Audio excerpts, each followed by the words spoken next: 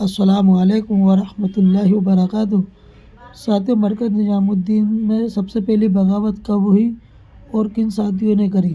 مرکز نظام الدین بنگلہ والی مسجد شروع سے ہی بغاوتوں کے اندر رہا ہے۔ تو آئیے ساتھیو دیکھتے ہیں اس ویڈیو میں اور سمجھتے ہیں کیا بتایا گیا ہے، بغاوت کن لوگوں نے کی اور کب سب سے پہلی بغاوت شروع ہوئی۔ سے جو امیر کی منشا کے خلاف ہو۔ مرکز نظام الدین کے خلاف بغاوتوں کا سلسلہ پرانا ہے۔ پہلی بغاوت مرکز نظام الدین کے خلاف پہلے بغاوت 60 کی دہائی میں ہوئی۔ اس وقت بغاوت کا طوفان حضرت جی انعام الحسن صاحب رحمۃ اللہ علیہ کی امارت کے خلاف اٹھا تھا۔ اس فتنے میں بھی ایک بڑی ہستی کار فرما تھی، یعنی ایک میاں جی صاحب۔ حضرت شیخ زکریا رحمہ اللہ نے مدراس کے لوگوں کو تیار کیا کہ لڑکیوں کے دارالعلوم مدرسہ جامعۃ الصالحات کی سرپرستی کے لیے مرکز نظام الدین والوں سے تقاضا رکھو کہ ہمیں میاں جی چاہیے۔ مشورہ ہو گیا، میاں جی نے فرمایا میری قدر تو مدراسیوں نے پہچانی، وہ چلے گئے، مرکز کا فتنہ ٹلا۔ دوسری بغاوت 70 کی دہائی میں مولانا رحمت اللہ صاحب میرٹھی نے کھڑا کی۔ بڑی نامور ہستی تھی، بڑے پائے کے عالم، مقرر، دبدبہ، رعب والی شخصیت تھی۔ سارا دہلی اور یوپی ان کے ساتھ تھا۔ نوبت یہاں تک پہنچی کہ ان کے چاہنے والوں نے کہا کہ ہم آپ کے لیے نیا مرکز تیار کریں گے۔ فرمایا ہرگز نہیں، عمر کے آخری دنوں میں سب ٹھیک ہو گیا تھا۔ حق پر ڈٹ جانا سنت حسین ہے اور اپنے پر دوسروں کو ترجیح دینا یہ سنت حسن ہے رضی اللہ عنہ۔ حضرت حسن رضی اللہ تعالیٰ عنہ نے ہاتھ میں آئی ہوئی امارت حضرت معاویہ رضی اللہ عنہ کو سونپ دی، یہ سوچ کر کہ مسلمانوں میں کہیں خانہ جنگی نہ شروع ہو جائے۔ تیسری بغاوت 70 کے دہائی میں زامبیا اور دیگر افریقی ممالک میں بھی بغاوت چل پڑی۔ آواز لگائی گئی کہ نظام الدین مرکز سے جڑے رہنے کی کیا ضرورت ہے، دعوت کا کام کسی کے باپ کی جاگیر تھوڑی ہے، یہ کام تو سب کا کام ہے، ہم افریقہ میں دعوتی کام اپنی ترتیب سے کریں گے۔ اس بغاوت کے محرک بہت قدآور آدمی تھے، ان کا مقام افریقہ والوں میں ایسا تھا جیسے یورپ میں حافظ پٹیل صاحب کا مقام تھا۔ زامبیا باغیوں کا مرکز بنا۔ حضرت جی انعام الحسن صاحب رحمۃ اللہ علیہ نے بڑی کوشش فرمائی لیکن کچھ فائدہ نہ ہوا۔ اس محرک کا نام ابو بکر درویش تھا۔ ان کے پیچھے بھی وہی مالداروں کا گروپ تھا جو آج کے باغیوں کے پیچھے ہیں۔ درویش صاحب کی خانقاہ بنائی گئی، نذرانے و ہدایے شروع ہو گئے، لوگ بیعت کرنے لگ گئے۔ پورے افریقہ میں درویش صاحب کی قربانی تھی، لوگ ان کی شخصیت سے متاثر تھے۔ مرکز نظام الدین کے بزرگوں کی نیند حرام کر دی تھی اس فتنے نے۔ بزرگوں کی آہوں نے درویشی فتنے کو ختم کیا۔ درویش صاحب کی دماغی حالت بگڑی اور دیکھتے ہی دیکھتے درویش صاحب سے لوگ متنفر ہونے لگے اور ایک ایک کر کے سب بھاگ کھڑے ہوئے، درویش صاحب تنہا کھڑے رہ گئے۔ افریقن توبہ کر کے نظام الدین رجوع کرنے لگے اور افریقہ فتنہ دب گیا۔ چوتھی بغاوت افریقہ کے بعد انگلینڈ کی باری۔ پھر وہی ناسور فتنہ سن 2000 میں انگلینڈ کا رخ اختیار کر لیا تھا، جس کی وجہ سے ذمہ دار کی زبان پر درویش والا جملہ نکل پڑا، یعنی ہم مرکز نظام الدین کے داخلی معاملات میں مداخلت نہیں کرتے تو انہیں بھی ہمارے کاموں میں مداخلت نہیں کرنی چاہیے۔ احقر بھی اس محفل میں موجود تھا، اس جملے کو سن کر تڑپ اٹھا۔ پھر حافظ پٹیل صاحب سفر پر جا رہے تھے، مجھ سے فرمایا ویمبلی ماؤنٹس پارک کی بھائی عطا اللہ والی مسجد میں شب گزاری کر کے دوسرے دن فلائٹ ہے، آپ بستر کے ساتھ وہاں آ جاؤ۔ سونے سے قبل میں نے خدمت کرتے کرتے کہا حافظ صاحب، قاری طیب صاحب رحمۃ اللہ علیہ نے ساری زندگی دین کی خدمت کی، لیکن ان کے بچوں اور آس پاس کے لوگوں نے اپنے فائدے کے لیے انہیں استعمال کیا اور وہ دنیا سے رخصت ہوئے تو ایک متنازع شخصیت بن کر آپ سے ہم اپنے والد کی طرح محبت کرتے ہیں، اس لیے ہم آپ کی رسوائی نہیں دیکھ سکتے۔ نظام الدین مرکز سے ہم کسی حال میں بھی مستغنی نہیں ہو سکتے، ہمارے مسائل میں رہبری کرنے کا وہ حق رکھتے ہیں۔ اس طرح کی سوچ کہ مرکز نظام الدین والے کو ہمارے معاملات میں دخل اندازی نہیں کرنی چاہیے، اس طرح کی سوچ سے آپ کا انجام بھی قاری طیب صاحب والا نہ ہو جائے۔ تہجد کے وقت بھائی جلال چودھری صاحب نے پوچھا حافظ صاحب نیند برابر آئی؟ حافظ صاحب نے فرمایا مولوی محبوب کے جملے رات بھر مجھے سونے نہیں دیے۔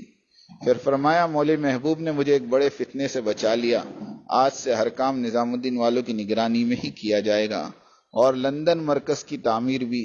احقر نے اللہ کا شکر ادا کیا کہ تھوڑی سی جرات اور صاف گوئی نے وقت کے عظیم دائی کو پھسلنے سے بچا لیا۔ اس دن سے بندے پر حافظ صاحب رحمۃ اللہ علیہ کی شفقت اور بڑھ گئی تھی اور احقر سے بہت محبت کرتے تھے۔ غفر اللہ مغفرہ، اللہ ان کے درجات کو بلند فرمائیں۔ ہمارے بڑے سب سے حسن ظن رکھتے ہیں، اس لیے بہت بھولے بھالے ہوتے ہیں، جلدی سے لوگوں کی باتوں میں آ جاتے ہیں۔ وہ خود صحیح ہوتے ہیں، اس لیے سب کو صحیح تصور کرتے ہیں۔ ہمارے آقا حضرت محمد صلی اللہ علیہ وسلم بھی لوگوں کی باتوں میں آ کر 70 صحابہ کھو دیے تھے۔ قرآن مجید سیکھنے کا شوق دکھا کر 70 قرآن کو لے جا کر راستے میں شہید کر دیا ظالموں نے۔ پانچویں بغاوت، بغاوت والا جین انڈیا میں۔ پانچویں بغاوت حیدرآباد دکن میں شروع ہوئی، صوبے کے شورا کے عنوان پر۔ اس کے علمبردار بھی بڑے درجے کے ساتھی تھے بھائی عابد خان صاحب۔ امیر محترم نے مرکز نظام الدین کے مشورے سے یہ فرماتے ہوئے کہ اب میں بوڑھا ہو گیا ہوں، مجھ سے کام برابر نہیں ہوتا، اس لیے ساتھیوں کی خوشی کی مد نظر میں نے شورا بنا دی۔ اب مرحوم عابد بھائی ماننے کو تیار نہ ہوئے۔ امیر بننے کا تصور انسان کو برباد کر دیتا ہے۔ بڑی مشکل سے جھگڑا ختم ہوا۔ دراصل عالمی شورا کی داغ بیل اسی حیدرآباد کے فتنے میں رکھی گئی تھی۔ وہی بغاوت والا جین، پہلے افریقہ، پھر انگلینڈ، پھر حیدرآباد۔ افریقہ میں خوب تباہی مچائی، انگلینڈ والوں کو اللہ نے بچا لیا۔ اب انڈیا کی باری ہے۔ چھٹی بغاوت رائے مرکز میں شروع بھی ہوئی اور اس بغاوت کی تابوت کی آخری کیل بھی وہیں ٹھوکی گئی۔ دراصل امارت کو ختم کرنے کی پلاننگ تو حضرت جی مولانا یوسف رحمۃ اللہ علیہ کی وفات سے ہی شروع ہو گئی تھی۔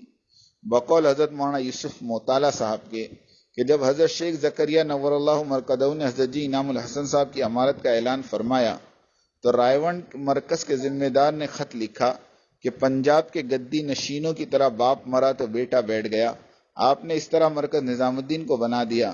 حضرت شیخ نے لکھا، بھائی میں نے یہاں کے بڑے بڑے علماء کے سامنے ان کی رائے سے یہ فیصلہ کیا۔ حضرت جی انعام الحسن صاحب رحمۃ اللہ علیہ کی وفات پر رائےونڈ والے مرکز نظام الدین میں موجود تھے، اور اسی ذمہ دار نے جو 30 سال قبل حضرت جی یوسف صاحب کے انتقال پر پنجاب کی گدی کی مثال دی تھی، اس شخص نے 30 سال بعد وہی الفاظ کو مرکز نظام الدین میں اسپیکر ہاتھ میں لے کر دہرایا اور کہا کہ اب یہاں مرکز نظام الدین میں بیعت کا سلسلہ نہیں چلے گا۔ دوسرا یہ کہ اب مرکز نظام الدین میں امیر نہیں ہوگا۔ کسی نے کہا تم یہ کیا کہتے ہو؟ تو کہنے لگے کہ ہم نے پنجاب میں بڑی بڑی گدیاں چھین لی ہیں۔ بالکل اسی ذہن سے اس بات پر سن 2016 میں امارت کو ختم کرنے کے لیے عالمی شورا بنا ڈالی۔ رائےونڈ والے نے شروع سے ہی مرکز نظام الدین اور وہاں کی امارت کو قبول ہی نہیں کیا، لیکن مخلصین کی دعاؤں سے ساری بغاوتوں کے جن بھی شیشے میں اتار لیے گئے۔ بنگلہ دیش کے عالمی اجتماع 2017 میں 201 ملکوں کے تبلیغی ذمہ داروں اور 35,000 علماء کرام نے ایک فکر، ایک سوچ اور ایک زبان ہو کر مرکز نظام الدین کو عالمی مرکز، مولانا محمد سعد صاحب کو سارے عالم کا امیر، عمرائے ثلاثہ کے لقب سے ملقب فرمایا، یعنی مولانا سعد صاحب کو حضرت جی رابع کے خطاب سے نوازا۔ یہ تقریب اتنی بڑی تھی کہ دنیا اسلام کے 3 خیر القرون کے بعد اتنے بڑے مجمع کے سامنے، جس کی تعداد 30 لاکھ اور ان میں 35,000 علماء کرام مفتیان اعظام کے درمیان حضرت جی مولانا محمد سعد صاحب کی امارت کا اعلان ہوا۔ سبحان اللہ وحدہ۔ اللہ تعالیٰ نے یہ سعادت بابرکت بنگلہ دیش کی دھرتی کے نصیب میں لکھی تھی کہ عالمی شورا کی شکل کی عالمی شیطانیت اور بغاوت کو ہمیشہ کے لیے نیست و نابود ہونا تھا۔ وَمَن يُهِنِ اللَّهُ فَمَا لَهُ مِن مُكْرِمٍ، اللہ جسے ذلیل کرے اسے کوئی عزت نہیں دے سکتا۔ عربوں کی بیعت۔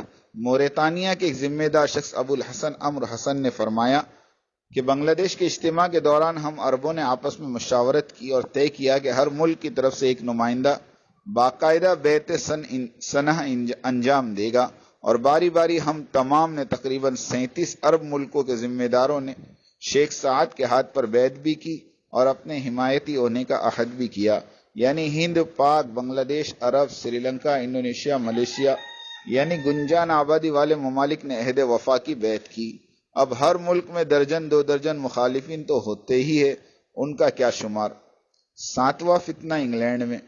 یہ فتنہ 11 اگست 2017 میں دوبارہ اٹھا اور بڑے منصوبے کے ساتھ اٹھا، یہاں تک کہ اعلان کر دیا گیا کہ آج سے برطانیہ کی تبلیغ عالمی شورا کے تابع اور ان کے نہج پر ہوگی۔ مرکز نظام الدین سے تعلق توڑنے کا اعلان ہوا، بنگلور کی مرکزیت کا اعلان ہوا۔ اس فتنے خبیثہ کے محرک اسحاق پٹیل تھے۔ انہوں نے اپنے ہم خیال لوگوں کو جمع کیا اور اعلان کر دیا کہ آج سے مرکز نظام الدین ہمارا مرکز نہیں، بنگلور ہی کی سرپرستی میں برطانیہ کی تبلیغ چلے گی۔ جب شورا کے احباب کو پتہ چلا تو سب جمع ہوئے اور کہا کہ یہ اعلان اور فیصلہ اسحاق پٹیل کا اپنا فیصلہ تھا، برطانیہ کے شورا کا نہیں، اور شورا کے حضرات نے تیسرے دن جمعہ 13 اگست کو ملک کے ساتھیوں کو جمع کیا اور اعلان کیا کہ پچھلے 50 برسوں سے ہم نظام الدین مرکز سے منسلک رہے ہیں اور قیامت تک منسلک رہیں گے، اور ہم سب کے سامنے اسحاق پٹیل کے اعلان کو مسترد کرتے ہیں۔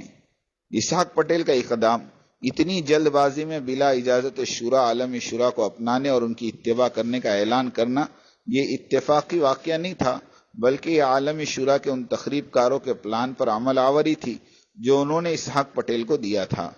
عالمی شورا کاروں کا پلان، حضرت علی رضی اللہ عنہ کے وقت کے خارجیوں نے بھی اس طرح کا تخریبی عالمی پلان بنایا تھا، یعنی ایک ہی وقت میں دنیا کے معروف ترین 3 مقامات کی مرکزیت کو برباد کر دو۔ دمشق میں حضرت معاویہ، کوفے میں حضرت علی، مصر میں عمرو ابن عاص رضی اللہ عنہ اجمعین کو مار ڈالو۔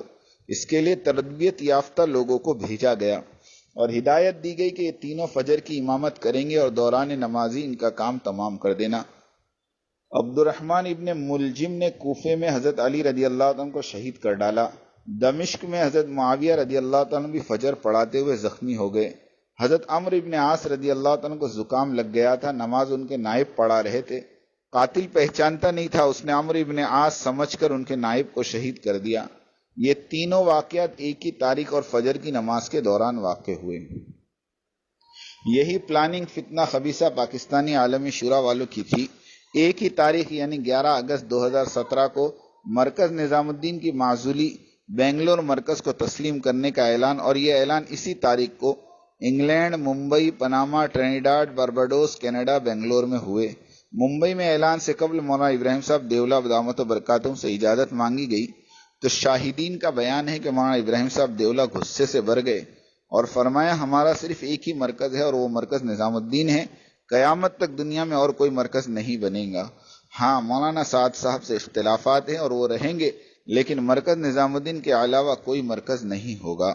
مولانا کے ان کلمات نے عالمی شورا کے سارے پلان پر پانی پھیر دیا، سارے اعلانات دھرے کے دھرے رہ گئے۔